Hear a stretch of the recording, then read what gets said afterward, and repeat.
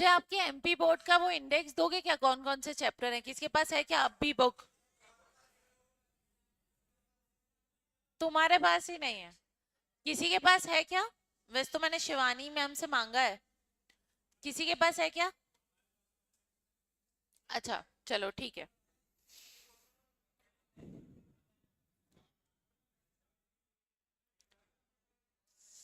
शांति शांति।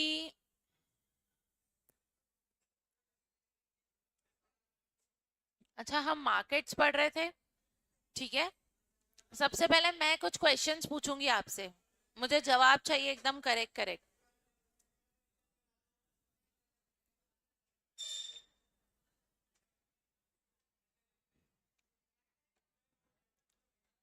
चलो।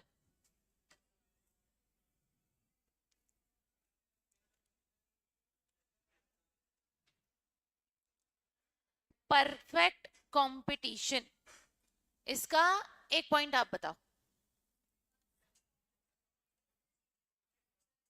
Homogeneous products होते हैं, ओके। होमोजीनियस प्रोडक्ट्स होते हैं, ओके। अब दूसरा पॉइंट बताएंगे आप। आप परफेक्ट कंपटीशन का दूसरा पॉइंट, नहीं नहीं बैठ के बता दो आराम से।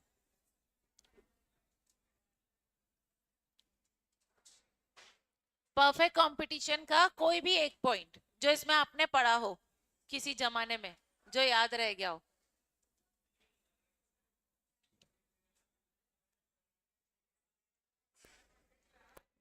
पीछे बात मत करो, बताओ। क्या large number of buyers and sellers बोल रहे हो क्या? Okay. Large number of buyers and sellers, ये पीछे आप बताना। परफेक्ट कंपटीशन का पॉइंट नंबर 3। एक और कोई पॉइंट था क्या? बैठ के आराम से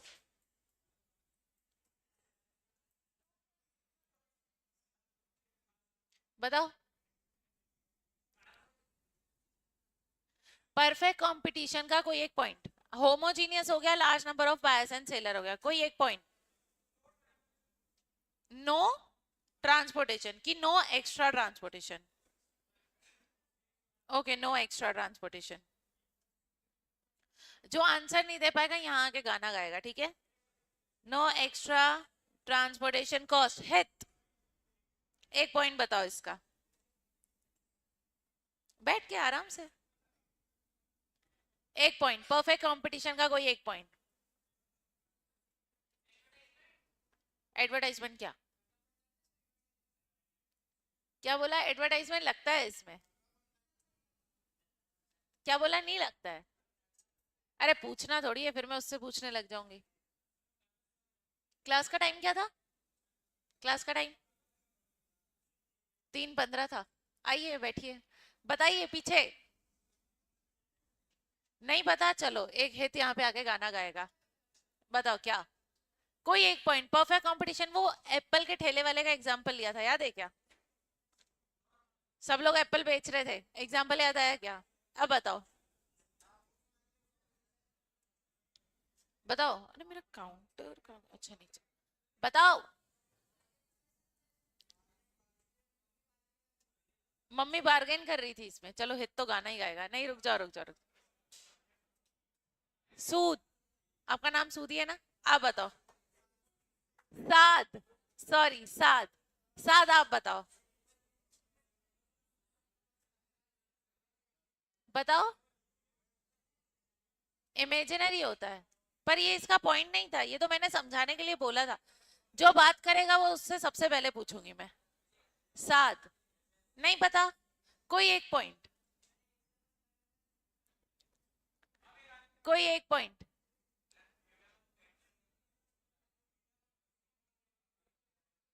ओके। आपका नाम क्या है?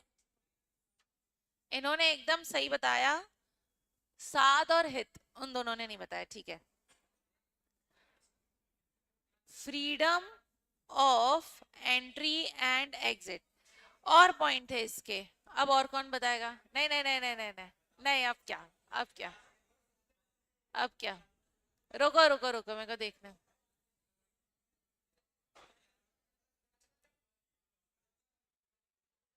आवाज कोई नहीं करेगा। तुमको पता है, पास में वो सीए वाले स्टूडेंट्स बोलते हैं कि ये क्लास बहुत आवाज करती है, इसलिए आवाज कोई नहीं करेगा। आप बताओगे परफेक्ट कंपटीशन का एक पॉइंट। नो कंज्यूमर प्रेफरेंसेस, भाई ये तो तैयारी बैठी थी। No consumer preferences, okay. और एक और पॉइंट था इसका,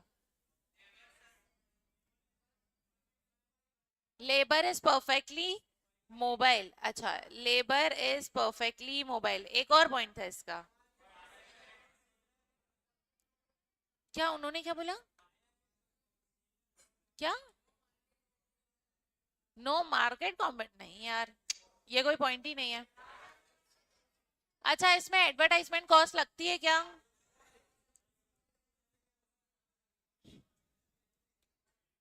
no advertisement and selling cost.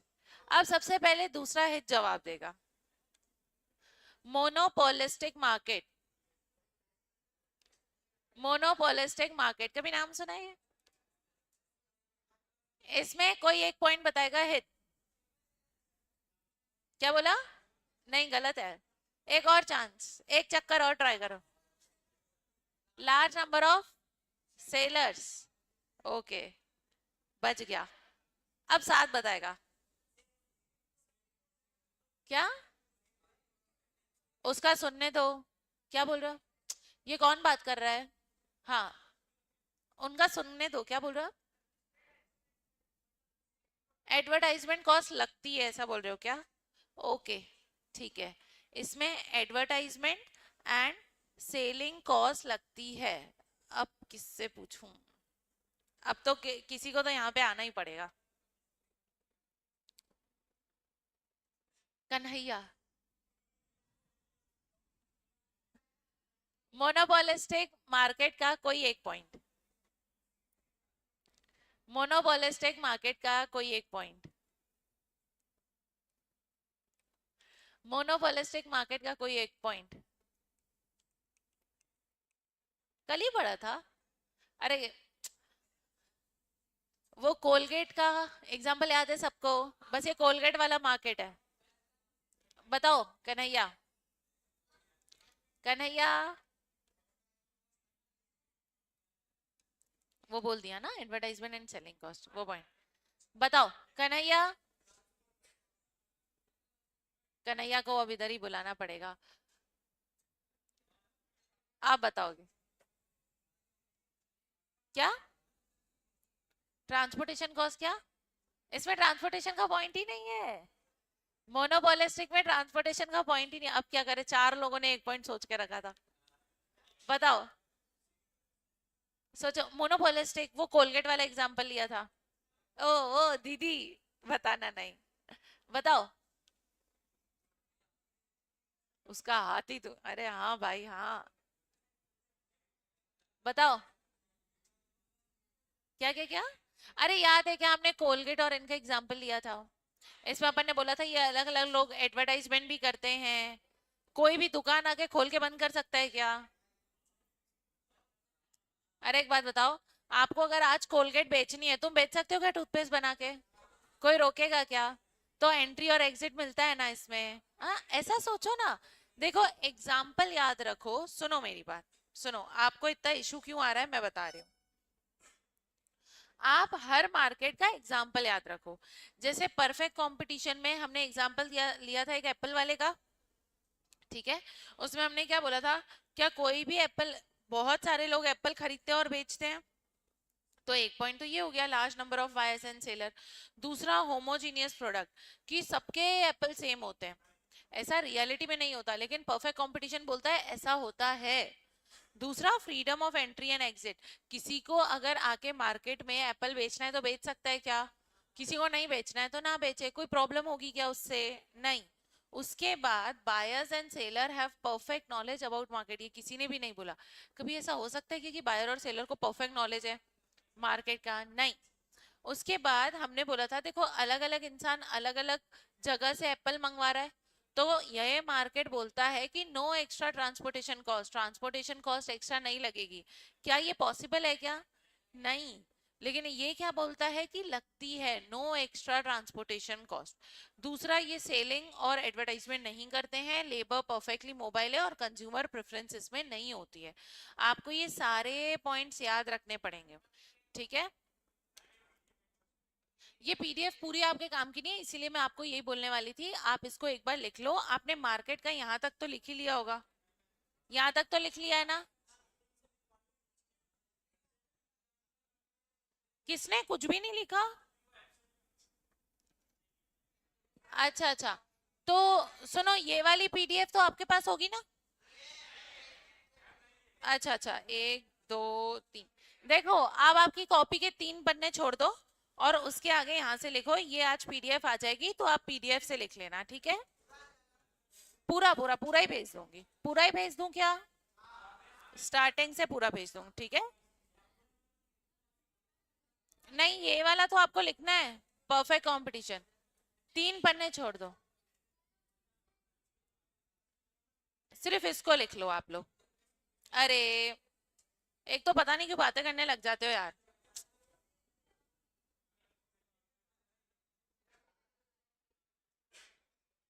ये क्या दिक्कत है? पीछे तुम लोग बार बार खड़े क्यों हो रहे हो? बैठ क्यों नहीं रहे हो?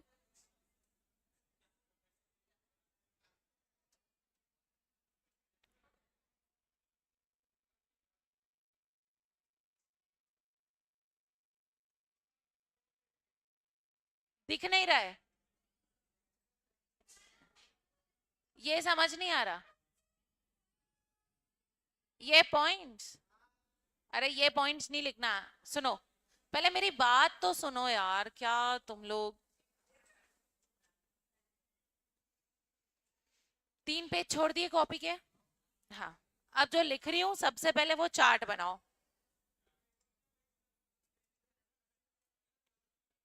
ये पीछे पीछे वाले लोग आगे आ जाओ तो। कब से बातें ही करे जा रहे हो यार?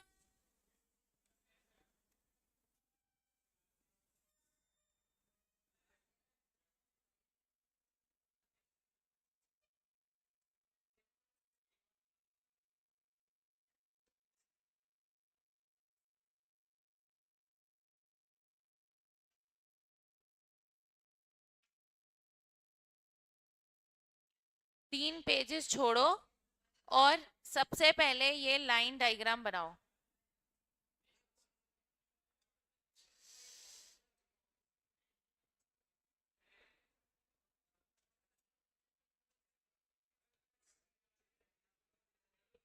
पीछे ये RM1 को क्या दिक्कत है? पीछे क्या हो गया? क्या हो गया? ये हिट और ये क्या हो गया इधर?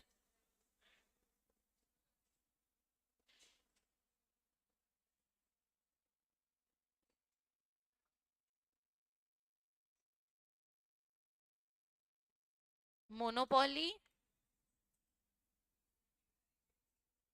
मोनोपोलिस्टिक, और एक लिखो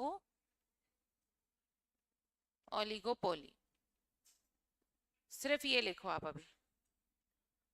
3 पेजेस छोड़िए और उसके बाद ये लिखिए, perfect competition, imperfect competition. Imperfect के अंदर 3 तरीके के मार्केट होते हैं, मोनोपोली, मोनोपोलिस्टिक और ओलिगोपोली। आपके कोर्स में वो अभी नहीं है, अभी नहीं।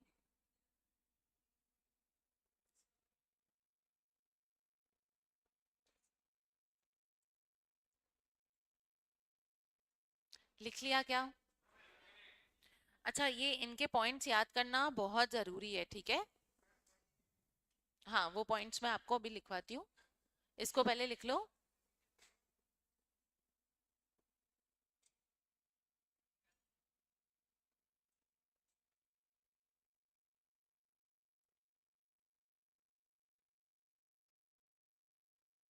सबसे पहले हम लिखेंगे about perfect competition. Perfect competition के पॉइंट्स लिखेंगे हम।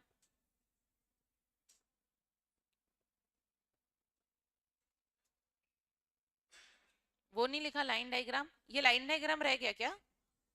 इसको लिख लो, कंप्लीट करो।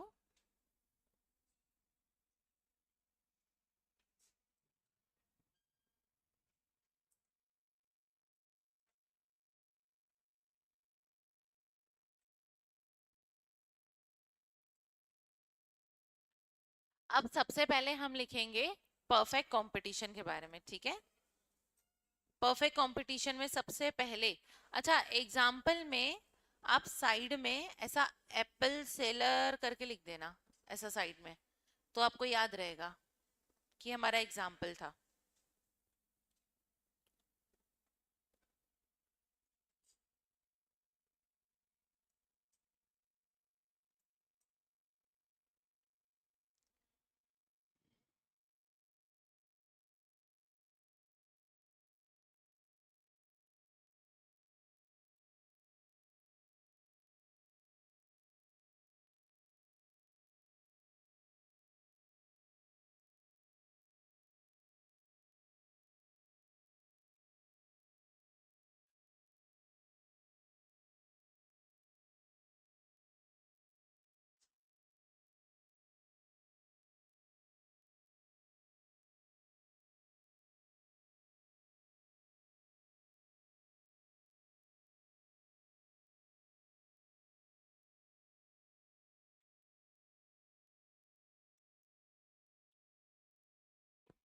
परफेक्ट कंपटीशन में हमने एक एप्पल सेलर का एग्जाम्पल लिया था, ठीक है। कहां पर? About market, about market. एक बार ये सारे पॉइंट्स हम फिर से याद करेंगे सबसे पहले, ठीक है। आप लोगों को याद नहीं है इसलिए हम याद करेंगे।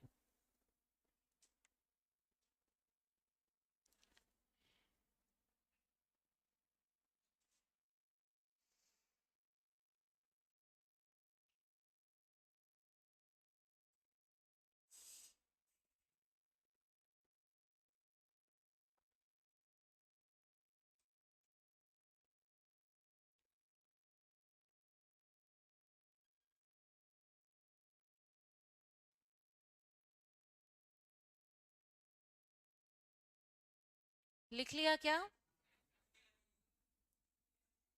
देखो, परफेक्ट कंपटीशन मार्केट का मतलब एक ऐसा मार्केट जो इमेजिनरी होता है, जो रियल लाइफ में एग्जिस्ट नहीं करता, क्योंकि इसके कैरेक्टरिस्टिक्स ही ऐसे। कैरेक्टरिस्टिक्स मतलब ऐसी कौन सी चीजें हैं जो प्रेजेंट होती है तो वो मार्केट परफेक्ट कंपटीशन कहलाता है। सिर्फ ध्यान से सुनना। पहले तो हमने एक एप्पल वाले का एग्जाम्पल लिया था, ठीक है। अब सिर्फ इस एग्जाम्पल को याद रख के सोचो। पहला पॉइंट, ये बिजनेस चालू, अच्छा बताओ, आपने दिमाग में एप्पल सेलर सोचा तो सबसे पहले उसने बिजनेस चालू करा होगा। तो इसका पहला पॉइंट ये है, अगर कोई भी चाहे तो ये यहाँ पे आके एप्पल सेल कर सकता है क्या? हाँ। और लार्ज नंबर ऑफ बायर खरीदते भी हैं क्या? हाँ। तो यहाँ पे पहला point, large number of buyers and seller होते हैं, सीधी बात। दूसरी चीज, यहाँ पे होमोजीनियस प्रोडक्ट होता है। चलो एक बार को भूल जाते हैं कि रियलिटी में ऐसा कुछ एग्जिस्ट नहीं करता, लेकिन अगर तीन एप्पल वाले साथ में खड़े हैं और उन तीनों के एप्पल्स पे कलर चढ़ा हुआ है, क्या दूर से वो सब एक जैसे दिखेंगे क्या? हाँ, दूर से तो एक जैसे दिखेंगे ना सब, कि भाई ये तो होमोजीनियस है, सबके एप्पल सेम है। तो सबसे पहले सेलर आया, ठीक है। अब स्टोरी में आते हैं। एग्जाम्पल, एप्पल सेलर है। सबसे पहले एप्पल सेलर स्टोरी में आया, उसने सबसे पहले क्या किया? सेल करना शुरू करा। तो पहला पॉइंट क्या आ गया? Large number of seller and buyer, ठीक है। अब एग्जाम्पल के दूसरे पॉइंट, दूर से देख रहे हैं तो सबका प्रोडक्ट कैसा दिख रहा है? सेम। तो सेकेंड पॉइंट है होमोजीनियस प्रोडक्ट। अच्छा, ऐसा तो नहीं है कि भाई किसी को अगर एप्पल बेचना है तो ये उसको रोक देंगे, ऐसा है क्या? कोई ठेले वाला आया, उनके बगल में एप्पल का ठेला लगा के खड़ा हो गया, कोई रोकेगा क्या? नहीं। किसी ठेले वाले का वहां खड़े रहने का मन नहीं है, वो वहां से उठ के चला गया, कोई रोक सकता है क्या? नहीं। मतलब freedom of entry and exit है क्या यहाँ पे? हाँ। तीसरा, यहाँ पर ऐसा माना जाता है कि बायर और सेलर को परफेक्ट नॉलेज होता है मार्केट का, ठीक है। पांचवा, यहाँ पे कोई एक्स्ट्रा ट्रांसपोर्टेशन कॉस्ट नहीं लग रही है। ये मार्केट ऐसा मानता है कि एक इंसान को अगर एप्पल भाड़े पे मंगवाने के 10,000 रुपए महीने के लग रहे हैं तो सबको वही लग रहा है। कोई कश्मीर से बुलाए, दिल्ली से मंगवाए, मुंबई से मंगवाए कि नागपुर से मंगवाए, सबको सेम टू सेम प्राइस लगती है। मतलब कोई भी एक्स्ट्रा ट्रांसपोर्टेशन कॉस्ट नहीं लगती। ऐसा माना जाता है कि इस मार्केट में सेलिंग कॉस्ट और एडवर्टाइजमेंट कॉस्ट नहीं लगती। ऐसा पॉसिबल है क्या रियल लाइफ में?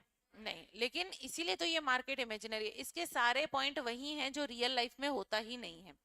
एक पॉइंट ये कि लेबर इज परफेक्टली मोबाइल, किसी को अपने पास काम पे रखना है तो चलते फिरते को बोल देंगे आजा चल काम पे आजा, ऐसा हो सकता है क्या? नहीं। लेकिन ये बोल रहे हैं कि ऐसा होता है। दूसरा, नो कंज्यूमर प्रेफरेंस, यहाँ पे कंज्यूमर्स को प्रेफरेंस नहीं दी जाती। ठीक है, ये सारे पॉइंट्स एक बार फिर से बोलूं, ध्यान से सुनना फिर पूछूंगी। ठीक है, परफेक्ट कंपटीशन ऐसा मार्केट जो रियल लाइफ में होता ही नहीं है, पहली चीज। इसलिए इसके सारे पॉइंट ऐसे हैं जो रियल लाइफ में एग्जिस्ट ही नहीं करते। पहला, एप्पल सेलर का एग्जांपल दिमाग में बिठाएंगे। एक एप्पल वाला आया और एप्पल बेचने लग गया, मतलब लार्ज नंबर ऑफ सेलर और बायर है। ठीक है, पहली चीज। दूसरी चीज, जो भी एप्पल वाला आया है दूर से उसके प्रोडक्ट कैसे दिख रहे हैं? होमोजीनियस। तीसरी चीज, कोई भी आए वहां पे खड़ा हो जाए और कोई भी जाए, कोई किसी को रोक सकता है क्या? नहीं। तो freedom of entry and freedom of exit. चौथा, यहाँ पर लेबर परफेक्टली मोबाइल होता है क्या? ये पॉसिबल है क्या?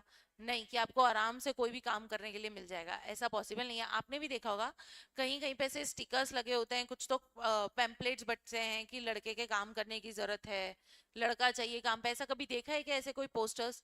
तो बेसिकली आप एक बात बताओ, क्या आपको किसी ईमानदार इंसान को अपने पास काम पे रखना है तो वो इतनी आसानी से मिलेगा क्या? नहीं। लेकिन ये बोलता है लेबर इज परफेक्टली मोबाइल। पांचवी चीज जो रियल नहीं होती है वो ये है कि जो लेबर, जो मार्केट का नॉलेज है बायर और सेलर को परफेक्ट नॉलेज है, ये पॉसिबल है क्या? नहीं।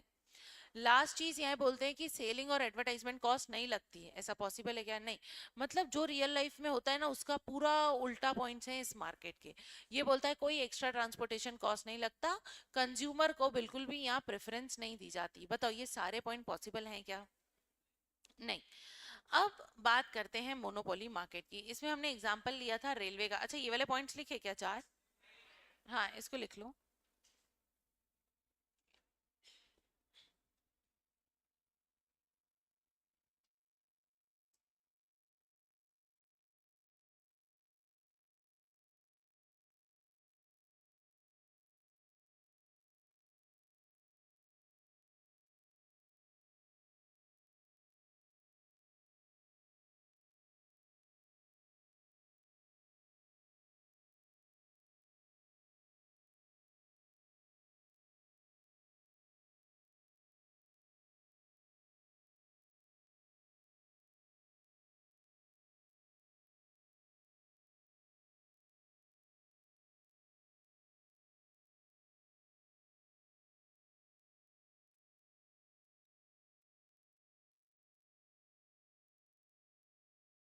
एक बार मोनोपोली लिख लो। आगे आ जाओ।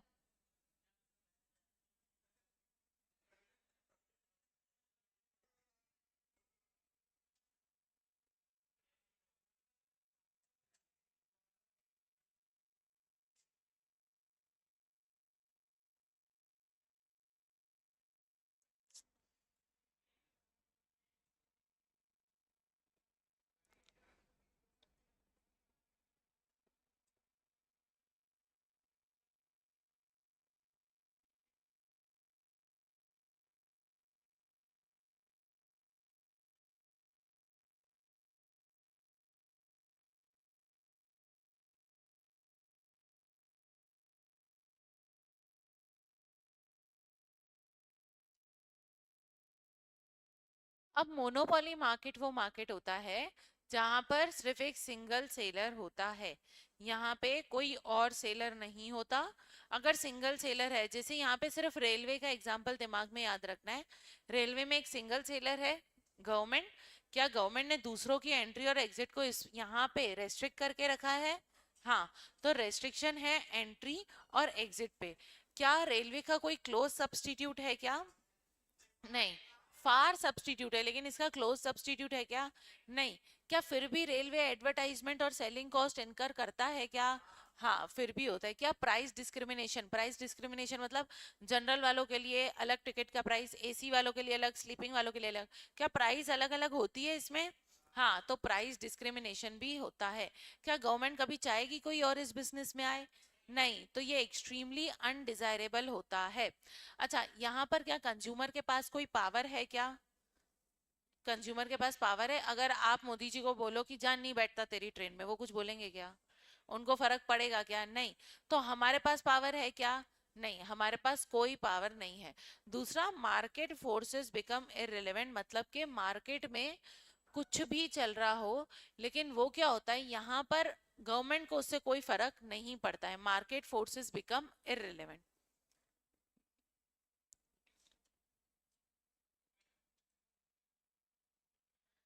यहाँ पे हमारा एग्जाम्पल हमने क्या लिया था? रेलवे का। ठीक है।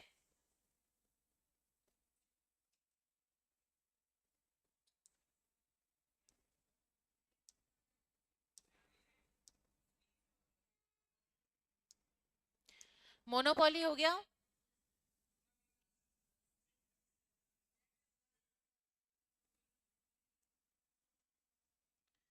अब आता है हमारे पास मोनोपोलिस्टिक मार्केट। ठीक है। अब ये मोनोपोलिस्टिक मार्केट क्या होता है? मोनोपोलिस्टिक मार्केट का मतलब ये होता है कि यहाँ पे बेचने, प्रोडक्ट बेचने और खरीदने वाले बहुत हैं। क्या? कहाँ पर? अरे अरे, इसको मत लिखो। अरे लिख लो, लेकिन ये इसको मत लिखो। बस डिस्काउंट और फ्री इतना काफी है।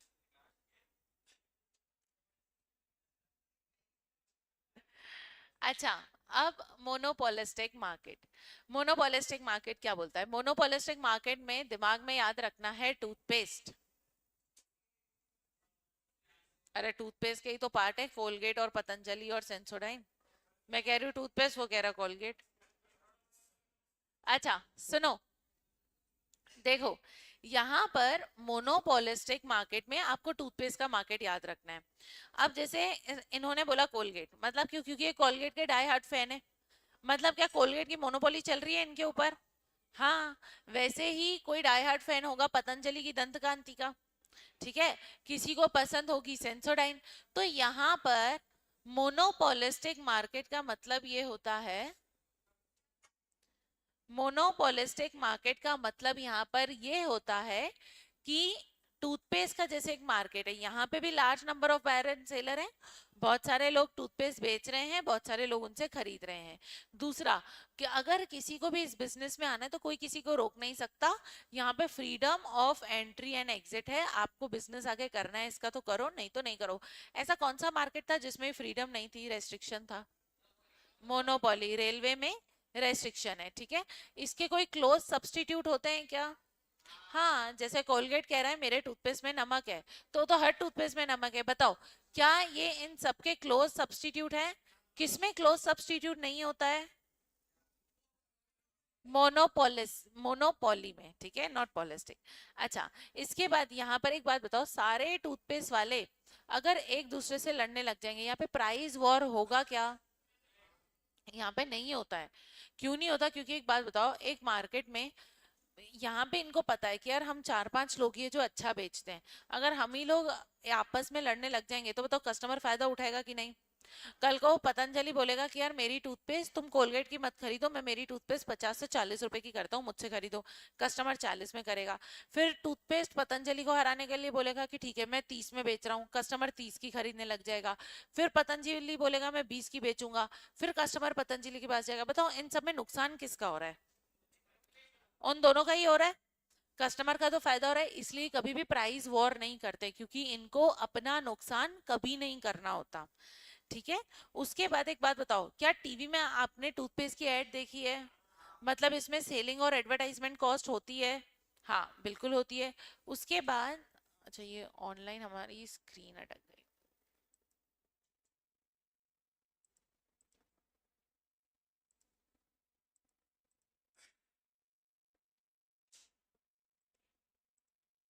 ओके। उसके बाद यहाँ पर एक बात बताओ, क्या सबका प्रोडक्ट थोड़ा अलग अलग होता है क्या? पतंजलि अलग रंग की होगी, कोलगेट अलग होती है, सेंसोडाइन अलग होती है। तो यहाँ पे एक बात बताओ, क्या सबका प्रोडक्ट में डिफरेंशिएशन होता है क्या? अलग अलग प्रोडक्ट होता है क्या? हाँ। उसके बाद कंज्यूमर प्रेफरेंसेस प्रेजेंट किया, यहाँ पे कंज्यूमर की प्रेफरेंस को ध्यान में रखा जाता है। मतलब कंज्यूमर को यहाँ पे बहुत ज्यादा सम्मान दिया जाता है। जैसे आप देखो कोलगेट में कभी कभी वो साथ में ब्रश फ्री दे देते हैं, पतंजलि के साथ एलोवेरा जेल दे देते हैं, सो दैट कंज्यूमर खुश रहे। ठीक है। और उसके बाद यहाँ पर क्योंकि ये 4-5 लोग ही हैं, तो क्या ये साथ में मिलके प्राइस ऊपर बढ़ा सकते हैं क्या? अगर इन लोगों ने, लास्ट वाला नहीं दिख रहा क्या? Some market power. अब यहाँ पे क्या होता है ना, देखो ये लोग क्या करते हैं, इनको पता है अगर अलग अलग हमने प्राइस वॉर किया तो कस्टमर का फायदा और मेरा नुकसान। तो यहाँ पे ये लोग क्या करते हैं, कस्टमर का फायदा ना करवा के सब एक साथ ही अपने टूथपेस्ट को महंगा करते हैं। एक इंसान ने 10 रुपए से बढ़ा दिया तो सब 10 रुपए से बढ़ा देते हैं, ताकि सबको फायदा मिल सके ज्यादा कमाने का। ठीक है। अगर कोलगेट का एग्जाम्पल लिखना है आपको, ये लिख लिया क्या, मोनोपोलिस्टिक। देखो ये 3 मार्केट बहुत इंपॉर्टेंट है, इसलिए मैं आपको बार बार इसको पढ़ा रही हूँ। ठीक है। सम मार्केट पावर, वो मार्केट लिखा है, मार्केट पावर।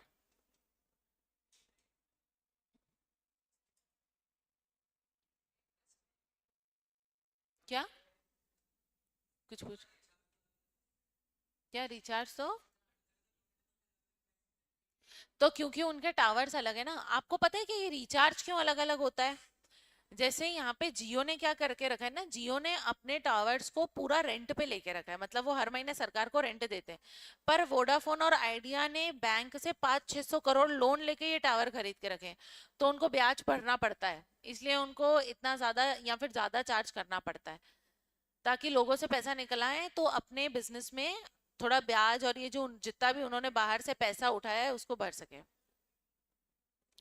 अच्छा, अब यहाँ पे ये एग्जाम्पल आप अगर कोलगेट का लिखना चाहो तो आप लिख सकते हो।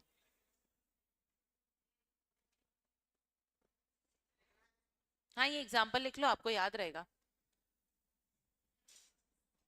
अब लास्ट मार्केट पढ़ेंगे, ओलिगोपोली मार्केट। ठीक है।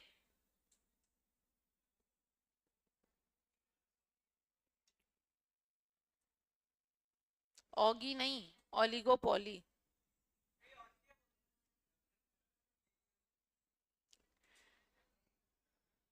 चलो स्टार्ट करें क्या? हाँ, इसको लिख लो।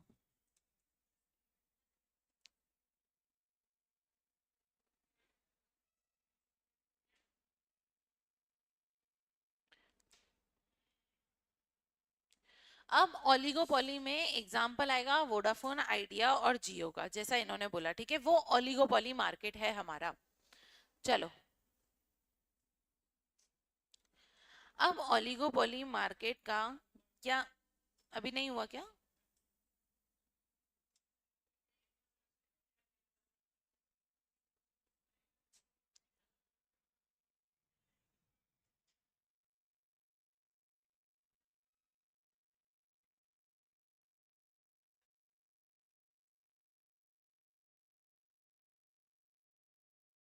चलो, ओलिगोपोली मार्केट।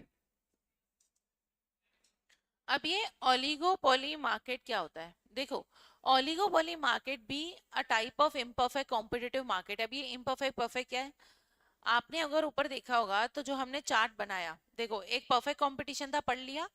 मोनोपोली, मोनोपोलिस्टिक और ओलिगोपोली, ये तीनों किसके पार्ट है, इम्परफेक्ट कंपटीशन। अब ये इम्परफेक्ट कंपटीशन पता है क्या है, मतलब कोई अपने फायदे के लिए किसी का भी नुकसान करवा सकता है इस बिजनेस में। क्या ऐसा ही जियो ने भी किया था? आपको पता है जियो की स्टोरी, जियो के साथ क्या हुआ था? देखो, सुनो सुनो सुनो, मेरी बात सुनो, आपको पता चलेगा कि मुकेश अंबानी कैसे सोचते हैं। आपको पता है क्या हुआ था? मुकेश अंबानी के पास, जो मुकेश अंबानी है ना, उनके पास ऑलरेडी कुछ अमाउंट रखा था। अब इनके पास ये अमाउंट कहाँ से आया? मुकेश अंबानी को किसी यूएस बिजनेस में बहुत फायदा हुआ, तो वो इतने सालों से उन पैसों को अपने रिजर्व एंड सरप्लस में डाल रहे थे, मतलब कंपनी का गुल्लक समझो, कंपनी के गुल्लक में डालते जा रहे थे वो पैसा। अब जैसे ही एक दिन वो पैसा बड़ा हुआ, तो उन्होंने सीएफओ से पूछा, ये सीएफओ कौन होता है? CFO, chief finance officer, CFO, वो सीए लोग होते हैं। ठीक है, जो सीए लोग सीएफओ का काम करते हैं। आप सीए इंटर में और सीए फाइनल में आप एफएम सब्जेक्ट पढ़ोगे, फाइनेंशियल मैनेजमेंट, उसमें टॉप करके आप जब इंटर और आपके फाइनल्स में पढ़ोगे तो आपको पता चलेगा रियल लाइफ में ये जो एक सब्जेक्ट होता है कितना इंपॉर्टेंट होता है, मतलब कोई भी कंपनी इस सब्जेक्ट के बिना काम नहीं कर सकती। ठीक है, अब देखो क्या हुआ था, थोड़ी मैं स्टोरी समझाने की आपको कोशिश करती हूँ। यहाँ पे मुकेश अंबानी के साथ क्या हुआ, उनके रिजर्व एंड सरप्लस मतलब कंपनी के गुल्लक में काफी सारा पैसा पड़ा था। तो उन्होंने अपने सीए को बुलवाया और सीए को बोला कि मुझे इस पैसे को कहीं लगाना है, कहीं इन्वेस्ट करना है ताकि ये पैसा बढ़ता जाए। ठीक है, अब ऐसा हुआ कि सीए ने बोला कि यहाँ तो देखो अपन इसको शेयर मार्केट में लगाएंगे पर शेयर मार्केट में तो बहुत रिस्क होता है, यहाँ तो हम इसको म्यूचुअल फंड में डाल देते हैं ताकि पैसा बढ़ेगा, या फिर एक काम करते हैं इससे एक नया बिजनेस चालू कर लेते हैं।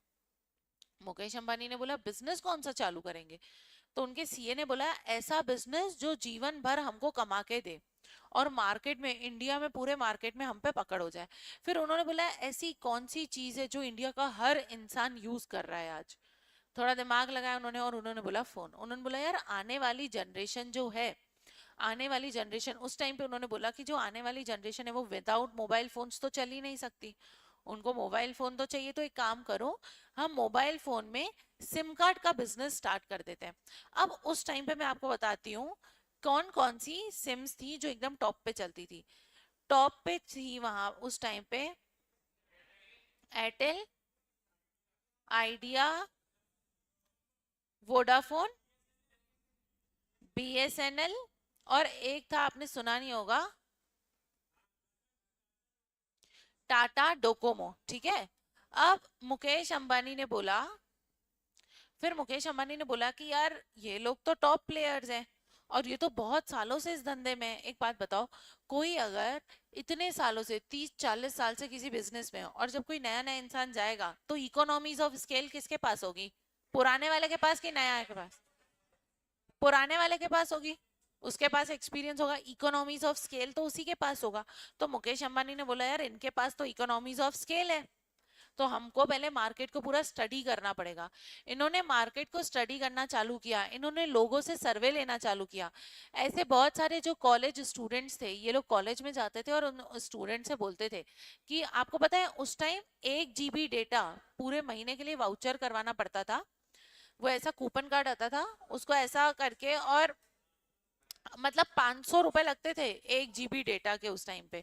तो वहां पे जब वो कॉलेज स्टूडेंट्स के पास गए तो कॉलेज स्टूडेंट्स ने ये बोला कि यार हमको जो है ये डेटा बहुत महंगा पड़ता है, हम किसी से बात ही नहीं कर पाते। उस टाइम पे अगर कोई किसी से बात करता था ना तो ऐसा लगता था ज्यादा बात ना हो जाए, 1-2 रुपए ज्यादा ना कट जाए हमारे, क्योंकि पैसे कटते जाते थे, आपका बैलेंस कटता जाता था।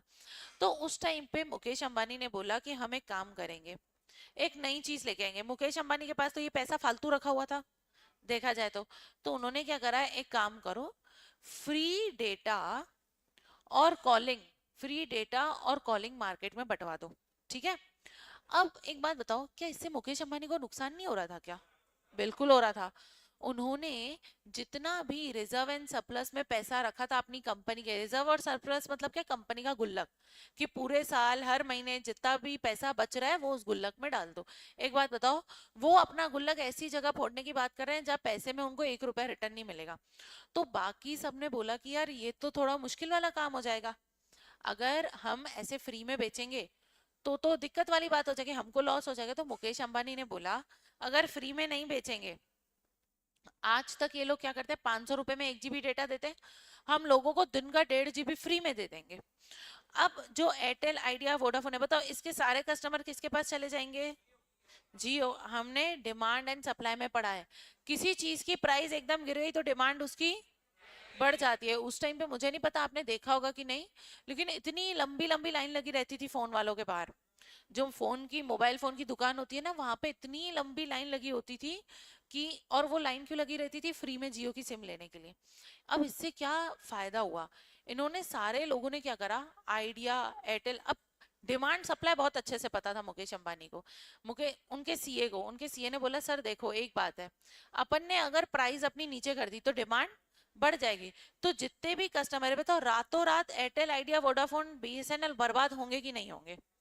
मतलब जितने लोग उनकी सिम यूज कर रहे थे, मतलब करोड़ों लोग एक साथ उनकी सिम को बंद कर दिया, बताओ। और सारे लोग कहाँ शिफ्ट हो गए? जियो के पास, मुकेश अंबानी के पास। फिर इनके सीए ने एक और दिमाग लगाया कि हम फ्री में कब तक बांटेंगे, 1 साल, 2 साल, 3 साल, जिंदगी भर तो फ्री में नहीं दे सकते ना। तो जैसे आज ये लोग इनकी सिम निकाल के फेंक रहे हैं, वैसे कल को हमारी सिम भी निकाल के फेंक देंगे जब हम चार्ज करेंगे, और दोबारा इनके पास चले जाएंगे। फिर उनके सीए ने दिमाग लगाया, उन्होंने बोला एक काम करते हैं, हम इनको ही बर्बाद कर देते हैं। इनके पास जब इतना डेटा ही नहीं होगा, और इनकी जब इमेज ही मार्केट में खराब हो जाएगी, जब इनके सिग्नल ही खराब हो जाएंगे, तो कस्टमर इनके पास जाएगा क्या? नहीं, कस्टमर बोलेगा जब पैसे दे रहा हूं तो अच्छी सर्विस लूंगा, है कि नहीं?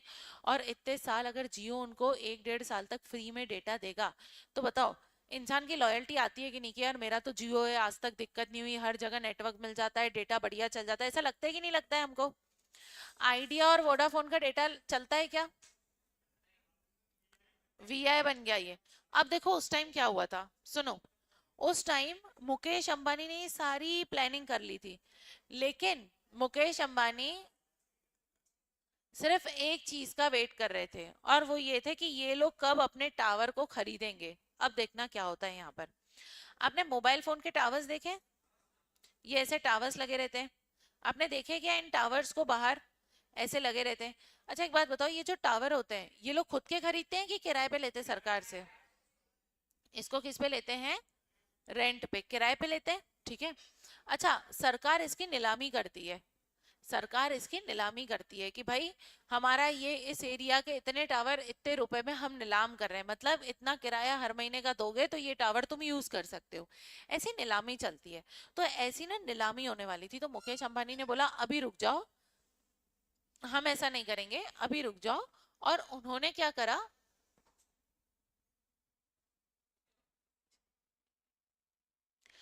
फिर उन्होंने बोला कि एक काम करते हैं, हम जो ये टावर्स हैं, मुकेश अंबानी ने बोला ये तो खुद के लगवा लेता हूं मैं। एक बात बताओ, खुद की चीज अच्छी होती है कि किराए की? खुद की किराए की? एक सीए बोलेगा खुद की। क्यों? क्योंकि एक बात बताओ, कल को कॉम्पिटिटर ने सरकार को टेंडर देके वो खुद खरीद लिया तो तुम्हारी तो सिम गई। तो मुकेश अंबानी ने ना धीरे धीरे अपने टावर बनाने की तैयारी चालू कर दी। अब जैसे ही आइडिया, एयरटेल, वोडाफोन को पता चला, इनको पता तो चलना ही था, इनको पता चला मुकेश अंबानी आने वाला है जियो की सिम लेके, और मुकेश अंबानी के नाम से ये लोग डर गए कि भाई ये तो पूरा मार्केट खा जाएगा। फिर इन्होंने पता करा कि मुकेश अंबानी क्या कर रहा है, तो इनको ऐसा लगा कि मुकेश अंबानी अपने टावर खुद बना रहा है, मतलब इसका किराए का खर्चा बच जाएगा। तो इन्होंने सोचा एक काम करो, हम भी अपने टावर बना लेते हैं, पर इतना तो टाइम ही नहीं है बनाने का। तो इन्होंने सरकार से उनके टावर ही खरीद लिए। सरकार को बोला कि यार तुम्हारे इस एरिया के इंदौर के टावर कितने में दोगे? तो इसने बोला इस एरिया का टावर जो टावर है वो तुमको दूंगा 500 करोड़ में। तो वोडाफोन और आइडिया ने क्या करा, ये 500 करोड़ में बैंक से लोन लिया। अब देखो इनको इनको कैसा पागल बनाया। इन्होंने बैंक से क्या किया, लोन लिया 500 करोड़, और पूरे इंडिया में इतना सारा लोन लेके सारे टावर खड़े कर दिए। बाद में मुकेश अंबानी ने बोला मैं तो टावर बनवा ही नहीं रहा था, वो टावर बनवा ही नहीं रहा था, उसने तो पागल बनाया ताकि ये लोग हड़बड़ी में आके। देखो यही होता है, मतलब हमें हमारी कैपेबिलिटी ऐसी रखनी चाहिए कि अपोनेंट आपको देख के घबरा के उल्टे काम करने लग जाए। ठीक है, this is how you can win in your life, कि आपने अपनी तैयारी इतनी अच्छी करी है कि जब आप बैटल फील्ड में जाते हो ना, तो अपोनेंट को ये लगना चाहिए भाई अब तो ये आ गया, अब तो मेरा हारना पक्का है, उसका कॉन्फिडेंस उधर ही गिर जाए। मुकेश अंबानी हर बार यही करता है। वो जब भी कोई भी प्रोजेक्ट में जाता है ना, वो अपना कॉन्फिडेंस और तैयारी इतनी हाई रखता है कि मतलब महिंद्रा खड़ा हो कि बिरला खड़ा हो, उनकी पूरी की पूरी कॉन्फिडेंस कैसा आ जाता है, डाउन, कि अरे यार अब तो मुकेश अंबानी आ गया मार्केट में, अब तो हम गए। और इसी हड़बड़ाहट के चक्कर में उन्होंने क्या करा, ये सारे मार्केट खरीद लिए। बताओ, बैंक से लोन लिया है 500 करोड़ का, उस पर ब्याज देना पड़ेगा कि नहीं? देना पड़ेगा। अब इनको पता नहीं था मुकेश अंबानी फ्री में देने वाला है, इनको पता ही नहीं था। मुकेश अंबानी ने गवर्नमेंट को बोला कितने टावर बचे तुम्हारे? बोला इतने इतने बचे, ये सारे टावर मेरे को दे दो, मैं रेंट पे तुमसे ले लेता हूँ। बोला ठीक है। अब जब, अच्छा ये एयरटेल ने अभी तक अपने टावर नहीं खरीदे थे, एयरटेल चुपचाप बैठा था कि देखता हूँ क्या होता है, क्योंकि एयरटेल को पता था ये इतनी आसान, ये ऐसे तो नहीं आएगा, कुछ फटाका लेके ही आएगा अपने साथ। तो इसीलिए उन्होंने कुछ बोला ही नहीं। अब जैसे ही मुकेश अंबानी आया मार्केट में और इसने क्या बोल दिया, फ्री डेटा और फ्री कॉलिंग। अब सारे लोग, आप सोचो वोडाफोन और आइडिया ने क्या कर दिए थे, 500 करोड़ का लोन लेके, जिसमें हर महीने उनका 50 करोड़ का ब्याज लग रहा था, एक बैंक का, एक सिटी का 50 करोड़ का। कितनी सिटी है इंडिया में? तो टेंटेटिवली मैं सिर्फ ऐसा एक नंबर ले रही हूँ, इतना उनका नॉर्मली ब्याज लग रहा था। एक बात बताओ, अगर हमने बिजनेस करने के लिए किसी से ब्याज लिया है तो माल बेच के जो पैसा कमाएंगे उसी में से ब्याज देंगे। आप सोचो, आइडिया और वोडाफोन दोनों की तो 12 बज गई। उन्होंने बोला यार अब मैंने इतना महंगा क्या कर लिया, क्या उठा लिया, लोन उठा लिया। अब बताओ ये लोग फ्री में बांट सकते हैं क्या? क्यों नहीं बांट सकते? ब्याज देना है, लोन पे ब्याज देना है। और मुकेश अंबानी के ऊपर कोई लोन है क्या? नहीं। मुकेश अंबानी ने बोला मेरे को तो गुल्लक में पैसे रखे थे, मैं कहीं और डालता, मजे मजे में जियो में डाल दिए, ये लो फ्री में बांटो। आप सोचो, पूरे लोग जो थे वो किसके पास आ गए? मुकेश अंबानी के पास। अब यहाँ पर एयरटेल ने एक बहुत अच्छा मूव किया। एयरटेल ने, क्योंकि अपने टावर नहीं खरीदे थे, एयरटेल ने अपनी ऐप बना ली। एयरटेल ने जैसा पेटीएम का पेमेंट अकाउंट खोलते थे वैसा अपना अकाउंट खुलवा लिया सारे यूजर्स के लिए। और एयरटेल ने भी अपने दाम एकदम कम कर दिए, क्योंकि एयरटेल के ऊपर अभी ब्याज था क्या? नहीं, एयरटेल ने तो कुछ नहीं किया, एयरटेल चुपचाप बैठ के देख रहा था।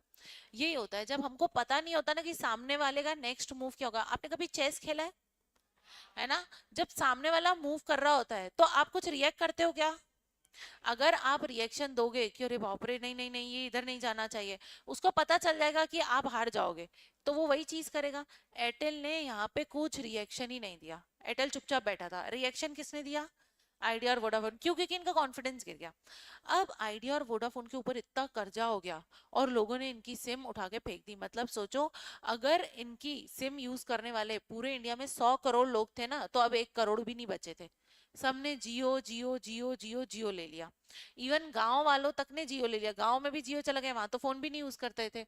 उन लोगों ने भी जियो ले लिया कि फ्री में मिल रहा है। फ्री में मोबाइल फोन भी दिया था उन्होंने कि फ्री में मिल रहा है तो ले लो। अब यहाँ पर एक बात बताओ, ये आइडिया और जो वोडाफोन है ना, ये आइडिया और वोडाफोन, ये इनकी कंपनी ये झटका झेल ही नहीं पाई। और इस वोडाफोन का ऑलरेडी सुप्रीम कोर्ट में एक केस चल रहा था। कांग्रेस, आपने सुनी कांग्रेस पार्टी, बीजेपी कांग्रेस, कांग्रेस के साथ आइडिया का सुप्रीम कोर्ट में ऑलरेडी एक केस चल रहा था जिसमें 5,850 करोड़ के टैक्स की बात चल रही थी। मतलब आइडिया को 5,850 के आसपास का टैक्स देना है। ठीक है, आइडिया ऑलरेडी वो लड़ रहा था। आइडिया ने बैंक से लोन भी ले लिया, आइडिया को ब्याज भी देना है, और आइडिया की सिम कोई यूज भी नहीं कर रहा है। मतलब आइडिया का डेटा कोई ले ही नहीं रहा है, कोई खरीद ही नहीं रहा है। एक बात बताओ, यहाँ पर क्या आइडिया और वोडाफोन ये सदमा झेल पाए क्या? नहीं, इसीलिए वो वीआई बन गए। इन दोनों ने बोला कि अलग अलग मुकेश अंबानी से लड़ने से अच्छा अपन दोनों एक ही बन जाते हैं, अपन स्टार्ट करते हैं, हम मर्ज हो जाते हैं और बन जाते हैं वीआई, ताकि हम दोनों मिलके मुकेश अंबानी के जो भी उसकी स्ट्रैटेजी है उसको फेस करेंगे। अभी तक फेस कर पाए क्या? नहीं। आप सोचो, इतने सालों में अभी तक ये लोन का कुछ हो ही नहीं पा रहा। इन्होंने लोन ले लिया लेकिन अभी भी लोग सिर्फ जियो पे अटके हुए हैं। ये लोग बहुत ट्राई कर रहे हैं, ये लोग बहुत, इन्होंने जब से वीआई बनाई ये इतने ऑफर देते हैं, इतने ऑफर देते हैं, लेकिन कोई इनका डेटा यूज ही नहीं करना चाहता। कोई इनकी सिम, मतलब बहुत कम लोग हैं जो इनकी सिम यूज कर रहे हैं। मतलब ये लोग अभी भी ये मुकेश अंबानी से लड़ने की कोशिश कर रहे हैं क्या? हाँ। अब एक बार इस मार्केट में देखते, अच्छा टाटा डोकोमो और बीएसएनएल तो हट ही गया, वो तो हवा के झोंके से ही हट गया। ठीक है, वो तो पिक्चर से ही बाहर चला गया। आज देखो, आप सिर्फ 3 लोगों को जानते हो क्या जो सिम बेचते हैं? बताओ 3 सिम कौन सी आती है?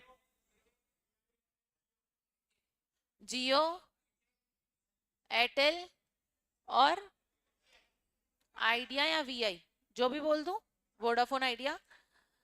ओलिगोपोली मार्केट का मतलब यही होता है, वो मार्केट जिसमें 3 से 5 सेलर होते हैं। मतलब ये टेलीकॉम वाले क्या है, 3 से 5 सेलर। अब इस स्टोरी को एकदम दिमाग में रखना। ये स्टोरी पूरी समझ आई क्या? ये पीछे 3 क्या कर रहे हैं? आप तीनों? नहीं, आप लोग फोन चला रहे हो, ये फोन चला रहा है, तो तुम क्यों देख रहे हो? आप फोन क्यों चला रहे हो? हाँ,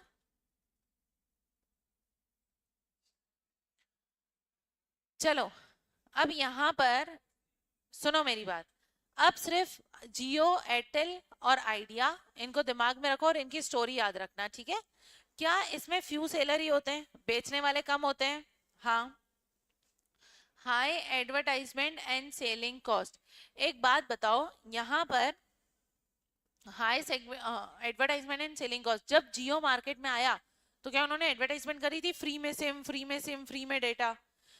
क्या एयरटेल अपनी एडवर्टाइजमेंट कर रहा है?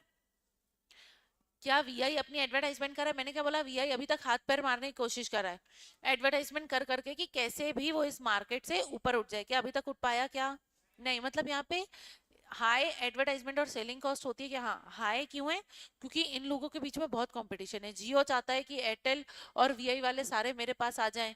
ये लोग चाहते हैं कि हमारे जो जियो के कंज्यूमर है वो सब हमारे पास आ जाएं। जैसे आपको पता होगा, कोल्हापुर में अभी एक एलिफेंट को वो लेके चले गए थे। आपने न्यूज़ देखा था क्या? कोल्हापुर के मंदिर में एक एलिफेंट है और उनको सब लोग बहुत मानते हैं वहां पे महाराष्ट्र में लोग। तो जो अनंत अंबानी है वो उनको अपने साथ लेके चले गए थे अपने सफारी पे, ठीक है। महाराष्ट्र में सारे लोगों ने जियो की सिम को अबेंडन कर दिया। उस टाइम पे एयरटेल और वीआई ने खूब फायदा उठाया। एयरटेल और वीआई ने, अभी रिसेंट बात है 15-20 दिन पहले की, एयरटेल और वीआई ने जा जाकर, हित यहाँ आना और तनिष तुम भी आना। क्या चला रहे हो? यहाँ पे देखो, जैसे ही एयरटेल और जो वीआई है उन लोगों ने क्या करा, फायदा उठाने की कोशिश करी। उन्होंने क्या करा, घर घर में जा जाके जैसे सिम तोड़ा ना, आपको पता है उन्होंने क्या करा, एक कैंपेन 10 लोगों की टोली बनाई और बोला कोल्हापुर में घर घर में जाना है और घर घर जाके ये बोलना है कि हम एयरटेल और आइडिया की तरफ से आए हैं और हम आपकी जो भी पुकार है हम मीडिया तक पहुंचाएंगे, हम मीडिया को लेके आएंगे, आपके सेंटीमेंट जुड़े हैं उस एलिफेंट के साथ, ऐसे नहीं लेके जाने देंगे। जियो वाला ऐसा कैसे कर सकता है? एक बात बताओ, उन्होंने जियो की सिम फेंक दी और तुम जाके उनके सामने अच्छा बन रहे हो, कौन सी सिम यूज करेंगे? और उसके बाद तुमने जेब से चुपके से सिम निकाली, ये हमारी सिम है, फ्री में यूज कर लेना, इसका नंबर ये है, इसमें डेटा वेटा सब फ्री है। बताओ, पूरे महाराष्ट्र में उन्होंने ऐसा कर दिया। आप देख रहे हो cut throat competition. Cut throat competition का मतलब जहां मौका मिला वहीं कंपटीशन हो जाता है। जैसे आप देखो, सीए के एग्जाम में कैसा कंपटीशन होता है, यहाँ पे कट थ्रोट कंपटीशन होता है। सीए के मार्केट में, सीए के मार्केट में कैसा कंपटीशन होता है कि भाई अगर 1 लाख बच्चे एग्जाम दे रहे हैं तो वो लोग इतनी मेहनत करते हैं, सिर्फ पास कितने होते हैं, 5,000, 7,000, 10,000, 12,000, 15,000, इतने ही पास होता है। ठीक है, हद से हद 1 लाख एग्जाम दे रहे हैं तो 15,000 बच्चे पास हो रहे हैं। ठीक है, एक बात बताओ, क्या इन 15,000 के बीच में, 1 लाख के बीच में कंपटीशन बहुत चलता होगा कि भाई ये भी पढ़ लूं ये भी पढ़ लूं? सेम यही कंपटीशन चलता है। मतलब क्या, यहाँ पे कंपटीशन बहुत ज्यादा होता है क्या? हाँ। लेकिन यहाँ पे एक और चीज होती है, कंपटीशन के साथ साथ ग्रुप बिहेवियर इज ऑब्जर्व्ड। यहाँ पे अगर इनको जरूरत पड़ी, एयरटेल, वीआई और जियो, अभी तक ऐसा हुआ नहीं है, लेकिन अगर इन तीनों ने साथ में हाथ मिला लिया और बोला कि यार भाई देख, एक दूसरे के कस्टमर को नहीं काटेंगे, साथ में बैठते हैं और डिसाइड करते हैं रिचार्ज कितने रुपए का बिकना चाहिए, सब मिलके कमा लेंगे। मतलब सब लोगों ने क्या किया, ग्रुप बना के, अच्छा ये जो ग्रुप बनाते हैं ना इसको कार्टल्स बोलते हैं, इन सब लोगों ने क्या किया, ग्रुप बना के लोगों का फायदा उठाना चालू किया। क्या ऐसा भी कर सकते हैं क्या ये लोग? बिल्कुल कर सकते हैं। क्या क्या क्या? नहीं, यहाँ पे देखो, मोनोपोलिस्टिक में large number of buyer and seller होते हैं। यहाँ पे सिर्फ 3 या 5 है, उससे ज्यादा नहीं होंगे। मोनोपोलिस्टिक में large number of buyer and seller होते हैं। अब यहाँ पर partial restriction of entry and exit. अब ये पार्शियल रेस्ट्रिक्शन क्या है? एक बात बताओ, किसी को अगर सिम बेचनी है तो क्या उसको गवर्नमेंट से बहुत सारे लाइसेंस लेने पड़ेंगे क्या? क्या उसको गवर्नमेंट से वो टावर लगाने का लाइसेंस लेना पड़ेगा क्या? हाँ। तो यहाँ पे एंट्री और एग्जिट में लॉ और रेगुलेशन इतना ज्यादा है, मतलब तुमको इतनी सारी चीजों को फॉलो करना पड़ता है कि ज्यादातर लोग इस बिजनेस में जाना ही नहीं चाहते। जैसे अगर आप 5G नेटवर्क दे रहे हो तो हर महीने आपको गवर्नमेंट को एक रिपोर्ट देनी पड़ती है कि आप कितने दे रहे हो। ओके, अभी आपका कौन सा लेक्चर है?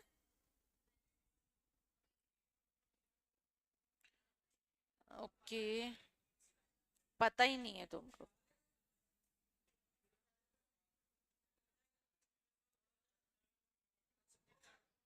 अच्छा, मैथ्स का है। ओके, चलो बाकी का अपन कल कर लेंगे।